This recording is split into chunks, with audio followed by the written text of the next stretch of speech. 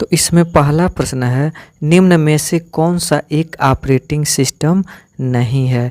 तो वह है जावा।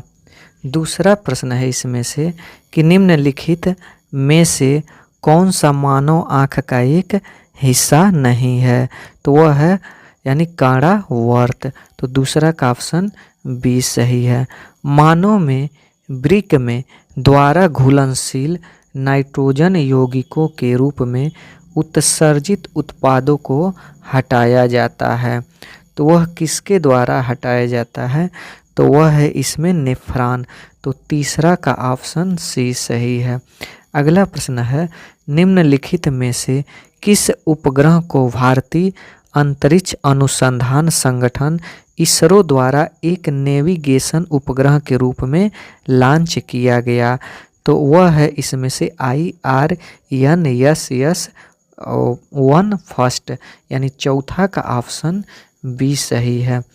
अगला प्रश्न इसमें है कि निम्नलिखित में से कौन सी एक पर्यावरणीय चिंता नहीं है? तो वह है ओजोन परत का बढ़ना। तो पांचवा का ऑप्शन डी सही है। अगला प्रश्न, निम्नलिखित में से कौन सी ग्रंथि मानव शरीर में पाई जाने वाली सबसे बड़ी ग्रंथि है? तो वह है यकृत। अगला प्रश्न इसमें, वह पुस्तक जिसमें सभी लुप्तप्राय जानवरों और पौधों का रिकॉर्ड रखा जाता है उसे कहते हैं? तो उसे रेड डाटा बुक कहा जाता है। अगला प्रश्न इसमें है, जमीन में पानी के निस्यंदन की प्रक्रिया को के रूप में जाना जाता है? तो अंतःस्यंदन के रूप में। तो आठवां का ऑप्शन डी सही है। अगला प्रश्न इसमें है कि विद्युत के माध्यम से किसी अन्य पदार्थ के ऊपर किसी भी अन्य वांछित धातु की परत चढ़ाने की प्रक्रिया को कहा जाता है? तो इलेक्ट्रोप्लेटिंग। अगला प्रश्न, निम्नलिखित में से कौन सा एक नॉन वोलेटाइल मेमोरी का उदाहरण है? तो रोम ROM। अगला प्रश्न कि किसने भविष्यवाणी की थी कि नाभिकीय प्रौद्योगिकी केवल बिजली क्षेत्र में ही नहीं बल्कि जीवन की बेहतरी तथा अन्य सामाजिक उपयोगों के लिए भी बहुत आवश्यक हो जाएगी?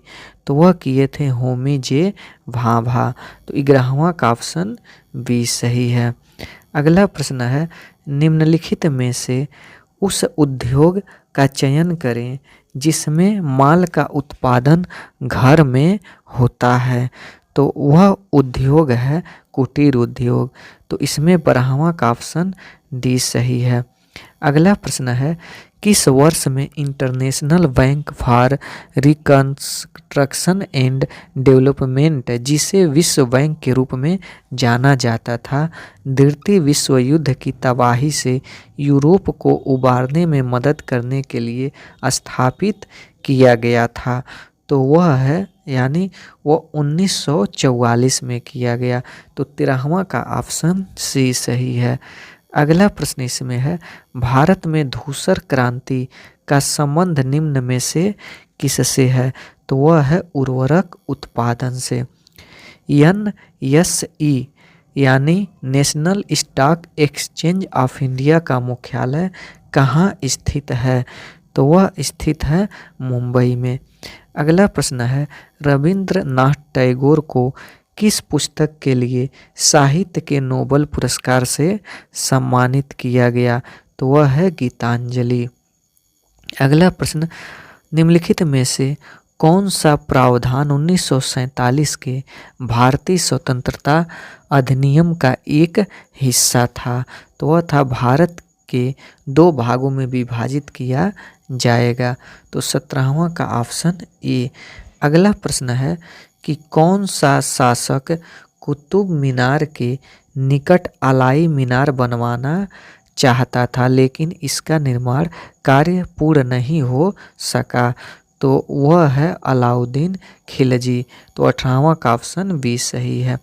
अगला प्रश्न है, निम्नलिखित में से कौन सा बैंक वर्ष 1955 में राष्ट्रीयकरण के बाद भारतीय स्टेट स्टेट बैंक बन गया और जिसकी दुनिया में सबसे अधिक शाखाएं हैं? तो वह है यानी 19वां का ऑप्शन सी यानी इंपीरियल बैंक ऑफ इंडिया। तो इसमें 19वां का ऑप्शन सी। अगला प्रश्न, पंचायती राज संस्था की स्थापना करने वाला पहला भारतीय राज्य बैंक कौन सा था? तो वह था राजस्थान। अगला प्रश्न है कि इसमें भारत के उस वायसराय का नाम बताइए जिसका संबंध भारतीय स्वतंत्रता संग्राम के दौरान विवादास्पद इल्बर्ट विल से था। तो वह है यानी लॉर्ड रिपन। तो 21 का ऑप्शन ए सही है। अगला प्रश्न है, यूएन के पहले महासचिव कौन थे? तो ट्राइगवे ली थे। तो इसमें इसका ऑप्शन डी सही है। निम्न में से कौन सी हिमालय की दूसरी सबसे ऊंची चोटी है? तो दूसरी सबसे ऊंची चोटी K2 है। तो इसमें 23 का ऑप्शन डी सही है। अगला प्रश्न है, निम्नलिखित में से कौन सी एक पर्यावरणीय चिंता नहीं है? तो वह है इसमें से ओजोन परत का बढ़ना।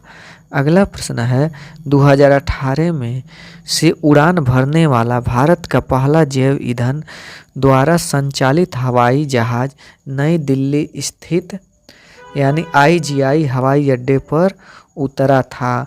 तो वह उतरा था देहरादून। तो 25 का ऑप्शन सी सही है। अगला प्रश्न इसमें, ब्रिटिश संसद द्वारा ईस्ट इंडिया कंपनी की शक्तियां ब्रिटिश राजतंत्र को किस वर्ष स्थानांतरित की गई थी?